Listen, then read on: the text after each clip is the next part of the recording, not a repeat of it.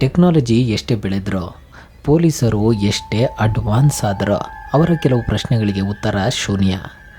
ಈ ಪ್ರಕರಣ ನಡೆದು ಹಲವಾರು ವರ್ಷವಾದರೂ ಇಂದಿಗೂ ನಿಗೂಢವಾಗಿರುವ ಈ ಪ್ರಕರಣದ ಬಗ್ಗೆ ನೋಡೋಣ. ಜಾಮಿಸನ್ ಫ್ಯಾಮಿಲಿ. ಜಾಮಿಸನ್ ಫ್ಯಾಮಿಲಿಯಲ್ಲಿ ತಂದೆ ಬಾಬಿ ಜಾಮಿಸನ್, ತಾಯಿ ಶರ್ಲಿನ್ ಜಾಮಿಸನ್, 6 ವರ್ಷದ ಚಿಕ್ಕ ಮಗು ಮ್ಯಾಡಿಸನ್ ಜಾಮಿಸನ್ ಹಾಗೂ ಒಂದು ಚಿಕ್ಕ ನಾಯಿ ಮರಿ. ಅಕ್ಟೋಬರ್ 8, 2009ರಂದು ಇವರಿಷ್ಟು ಜನರು ಕುಟುಂಬ ಸಮೇತರಾಗಿ ನಾಪತ್ತೆಯಾದರು. ಅವರು ತಂಗಿದ್ದ ಮನೆಯ ಕಿಟಕಿ ಬಾಗಿಲುಗಳು ಹೊಡೆದಿಲ್ಲ. ಯಾರೋ ದುಡ್ಡಿಗಾಗಿ ಇವರನ್ನು ಅಪಹರಿಸಿಲ್ಲ. ಒಂದು ಚಿಕ್ಕ ಸುಳಿವು ಇಲ್ಲದೆ ಒಂದು ಕುಟುಂಬವೇ ಕಾಣೆಯಾಗಿದೆ. ಇದು ನಡೆದು 8 ದಿನಗಳಾದರೂ ಅಲ್ಲಿಯ ಸ್ಥಳೀಯ ಪೊಲೀಸರು ಹಗಲು ರಾತ್ರಿ ಅಂತ ಹುಡುಕಿ ಈ ಪ್ರಕರಣದ ಮೊದಲ ಎವಿಡೆನ್ಸನ್ನು ಹುಡುಕಿದ್ರು. ಆ ಸುಳಿವು ಏನು ಅಂದರೆ, ಕಾಡಿನೊಳಗೆ ಶಿಕಾರಿಗೆಂದು ಹೋದ ವ್ಯಕ್ತಿಗಳು ಆ ಕಾಡಿನೊಳಗೆ ಕಾರೊಂದು ನಿಂತಿರೋದನ್ನು ನೋಡಿದ್ದಾರೆ. ಆ ಲಾಕಾದ ಕಾರ್ನಲ್ಲಿ ಬಾಬಿಯವರ ಮೊಬೈಲ್, ಶಿರ್ಲಿನ್ ಅವರ ಹ್ಯಾಂಡ್ ಬ್ಯಾಗ್ ಹಾಗೂ 8 ದಿನಗಳಿಂದ ಆಹಾರವೇ ಸೇವಿಸದೇ ಇದ್ದಂತಹ ಆ ಚಿಕ್ಕ ನಾಯಿ ಮರಿ ಹಾಗೂ 20 ಲಕ್ಷ ಹಣ ಒಂದು ಬ್ಯಾಗ್ನಲ್ಲಿ ದೊರಕಿತ್ತು. ಈ ಎವಿಡೆನ್ಸ್ಗಳನ್ನೆಲ್ಲ ಪೊಲೀಸರು ತೆಗೆದು ನೋಡುವಾಗಲೇ ಬಾಬಿಯವರ ಸೆಲ್ಫೋನ್ನಲ್ಲಿ ತನ್ನ 6 ವರ್ಷದ ಮಗುವಿನ ಫೋಟೋ ಸಿಕ್ಕಿದೆ. ಆ ಫೋಟೋ ಕೂಡ ಇವರುಗಳು ಕಾಣೆಯಾಗುವುದಕ್ಕೂ 1 ದಿನ ಮುಂಚಿತವಾಗಿ ತೆಗೆದಿದ್ದಾರೆ. ಜಾಮಿಸನ್ ಫ್ಯಾಮಿಲಿಯವರು 8 ದಿನಕ್ಕೂ ಮುನ್ನ ಎಲ್ಲಿಗೆ ಹೋಗಬೇಕು ಎಂಬುದರ ಬಗ್ಗೆ ಗೂಗಲ್ ಮ್ಯಾಪ್ನಲ್ಲಿ ಮಾರ್ಕ್ ಮಾಡಿದ್ದಾರೆ. ಆ ಜಾಗವನ್ನು ಪೊಲೀಸರು ಹೋಗಿ ನೋಡಿದಾಗ ಆ ಕಾಡಿನ ಮಧ್ಯದಲ್ಲಿ 5 ಜನರ ಕಾಲಚ್ಚು ಫುಟ್ ಪ್ರಿಂಟ್ ಸಿಕ್ಕಿದೆ. ಅದರಲ್ಲಿ ಒಂದು ಫುಟ್ ಪ್ರಿಂಟ್ ಚಿಕ್ಕ ಮಗುವಿನದ್ದು.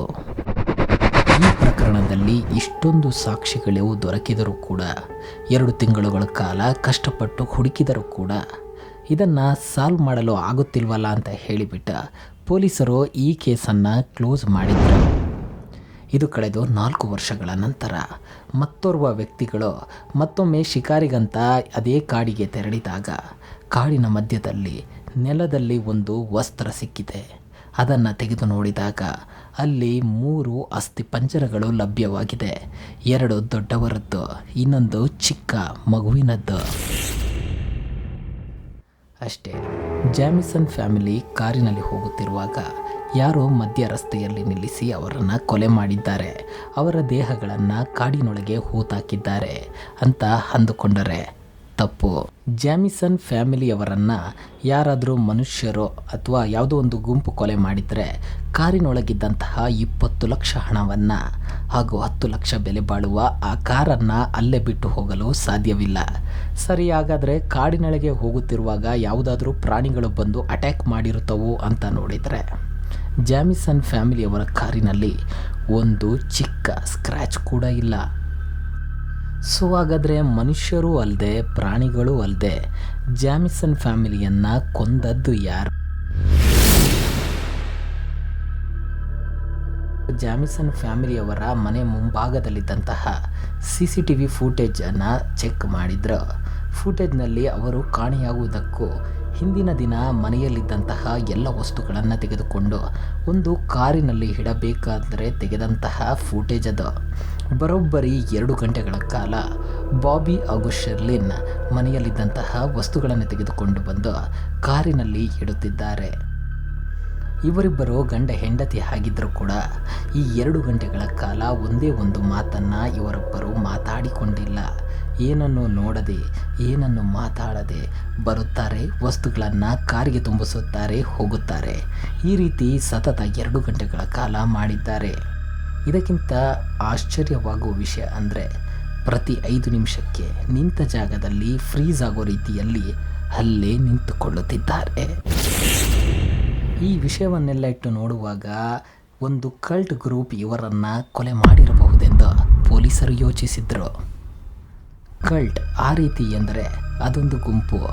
ಅವರು ಡಾರ್ಕ್ ಎನರ್ಜಿ, ಪ್ರೇತ, ಭೂತ, ಮರಣ ಹೊಂದಿದ ಆತ್ಮದೊಂದಿಗೆ ಮಾತಾಡುವಂತಹ ಒಂದು ವಿಚಿತ್ರ ಗುಂಪು. ಈ ಗುಂಪಿನವರು ಬೆಳಗ್ಗೆ ಹೊತ್ತಿನಲ್ಲಿ ಯಾರ ಕಣ್ಣಿಗೂ ಕಾಣುವುದಿಲ್ಲ. ರಾತ್ರಿ ಯಾರು ಇಲ್ಲದ ಸಮಯದಲ್ಲಿ ಒಂದು ನಿಗೂಢ ಜಾಗದಲ್ಲಿ, ಗುಹೆಗಳಲ್ಲಿ, ಕಾಡುಗಳಲ್ಲಿ ಅಂತ ಮನುಷ್ಯರೇ ಇಲ್ಲದ ಜಾಗದಲ್ಲಿ ಇವರು ತಾಂತ್ರಿಕ ಶಕ್ತಿಗಳನ್ನು ಉಪಯೋಗಿಸುತ್ತಾರೆ.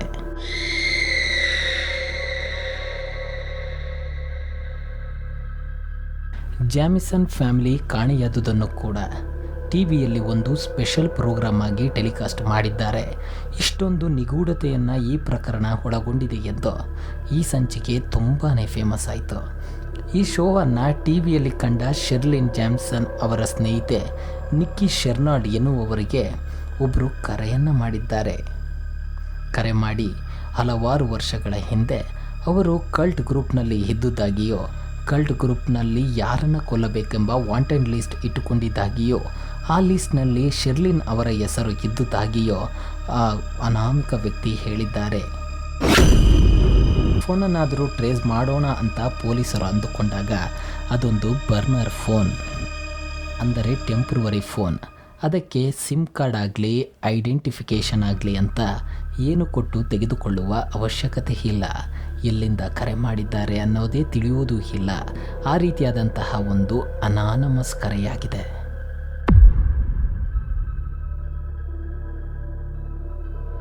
ಈ ರೀತಿ ಕ್ಲೂ ಸಿಕ್ಕಿದ್ರಿಂದ ಪೊಲೀಸ್ ಹಲವು ವರ್ಷಕ್ಕೂ ಮುನ್ನ ಜಾಮಿಸನ್ ಫ್ಯಾಮಿಲಿಯವರ ಮನೆಯಿಂದ ದೊರಕಿದ ವಸ್ತುಗಳನ್ನೆಲ್ಲ ಸೀಸ್ ಮಾಡಿ ಇಟ್ಟಿರುತ್ತಾರಲ್ಲ, ಆ ರೀತಿಯ ವಸ್ತುಗಳನ್ನೆಲ್ಲ ಮತ್ತೊಮ್ಮೆ ತೆಗೆದು ನೋಡಿದಾಗ ಅವರಿಗೆ ಒಂದು ಅಚ್ಚರಿ ಎದುರಾಗಿದೆ. ಆ ಅಚ್ಚರಿ ಏನು ಅಂದರೆ, ವಿಚ್ ಬೈಬಲ್ ಅಂತ ಒಂದು ಪುಸ್ತಕ ದೊರಕಿದೆ. ಹಾಗಾದರೆ ಆ ವಿಚ್ ಬೈಬಲ್ ಅಂದರೆ ಏನು ಅಂತ ಕೇಳಿದರೆ, ಒಂದು ಸಾಧಾರಣ ಬೈಬಲ್ನಲ್ಲಿ ಹೇಗೆ ದೇವರ ಬಗ್ಗೆ ಪ್ರತಿ ಮಾಹಿತಿ ಇರುತ್ತದೆಯೋ ಅದೇ ರೀತಿ ಈ ವಿಚ್ ಬೈಬಲ್ನಲ್ಲಿ ಸತ್ತವರೊಂದಿಗೆ ಮಾತನಾಡುವುದು ಹೇಗೆ, ಅಮಾನುಷ ಶಕ್ತಿ, ಪ್ರೇತಾತ್ಮಗಳ ಬಗ್ಗೆ ಹಾಗೂ ಪ್ರೇತಾತ್ಮಗಳನ್ನು ಓಡಿಸುವಾಗ ಕೆಲವೊಂದು ವೃತ್ತಾಕಾರದ ಚಕ್ರ ಇರುತ್ತಲ್ಲ, ಆ ಚಕ್ರಗಳನ್ನೆಲ್ಲ ಬಿಡಿಸುವುದು ಹೇಗೆ, ಅದಲ್ಲದೆ ಪ್ರಾಣಿಗಳನ್ನು ಬಲಿಕೊಟ್ಟು ಪ್ರೇತಾತ್ಮವನ್ನು ಕರೆಸುವುದು ಹೇಗೆ ಅಂತ ಈ ರೀತಿಯ ನಿಗೂಢ ಮಾಹಿತಿಗಳೆಲ್ಲ ಈ ಪುಸ್ತಕದಲ್ಲಿರುತ್ತೆ.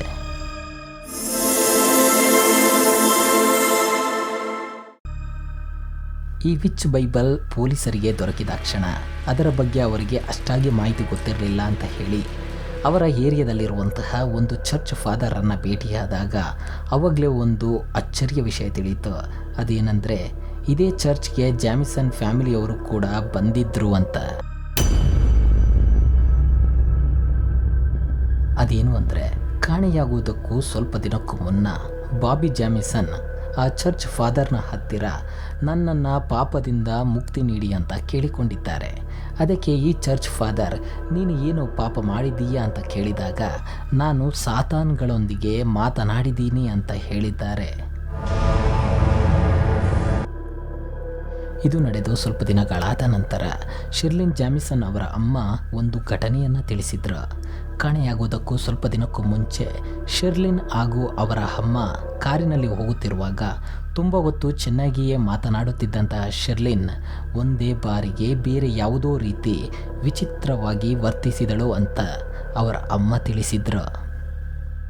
ಕಾರಿನಲ್ಲಿ ಹೋಗುತ್ತಿರುವಾಗ ಕಾರನ್ನು ನಿಲ್ಲಿಸಿ ಅವರ ತಾಯಿಯನ್ನು ಕಾರಿನಿಂದ ಇಳಿಯಲು ಹೇಳಿದ್ದಾರೆ.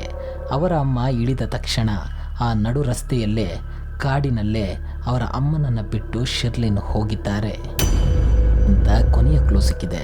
ಕಾಣೆಯಾಗುವುದಕ್ಕೂ 2 ವಾರಕ್ಕೂ ಮುನ್ನ ಬಾಬಿ ಜಾಮ್ಸನ್ ಆ ಚರ್ಚ್ ಫಾದರ್ಗೆ ಕರೆ ಮಾಡಿ ನಿಮ್ಮ ಹತ್ತಿರ ಸ್ಪೆಷಲ್ ಬುಲೆಟ್ಸ್ಗಳಿದೆಯಾ ಅಂತ ಕೇಳಿದ್ದಾರೆ. ಅವರು ಅಳುತ್ತಾ ಕೇಳಿದ್ರಂತೆ. ಅದಕ್ಕೆ ಚರ್ಚ್ ಫಾದರ್ ಸ್ಪೆಷಲ್ ಬುಲೆಟ್ಸ್ ಅಂದರೆ ಏನು ಅಂತ ಕೇಳಿದ್ದಾರೆ. ಬಾಬಿ ಜಾಮ್ಸನ್, ನಾನು ಹಲವು ದಿನಕ್ಕೂ ಮುನ್ನ ಒಂದು ಸಿನಿಮಾದಲ್ಲಿ ನೋಡಿದೆ, ಪ್ರೇತಾತ್ಮಗಳನ್ನೆಲ್ಲ ನೋಡಿದರೆ ಸ್ಪೆಷಲ್ ಬುಲೆಟ್ಸ್ನಿಂದ ಹೊಡೆದರೆ ಅವರು ಬೇಗನೆ ಸಾಯ್ತಾರಂತೆ, ಅದನ್ನು ಮುಖ್ಯವಾಗಿ ಚರ್ಚ್ನಲ್ಲೇ ಕೊಡ್ತಾರಂತೆ, ಅದು ನಿಮ್ಮ ಹತ್ರ ಇದೆಯಾ ಅಂತ ಕೇಳಿದ್ದಾರೆ. ಇದು ಮಾತ್ರ ಅಲ್ಲದೆ ಆ ಪ್ರೇತಾತ್ಮಗಳು ಅವರ ಕಣ್ಣ ಮುಂದೆಯೇ ಇರುವುದಾಗಿ ಹೇಳಿಕೊಂಡಿದ್ದಾರೆ.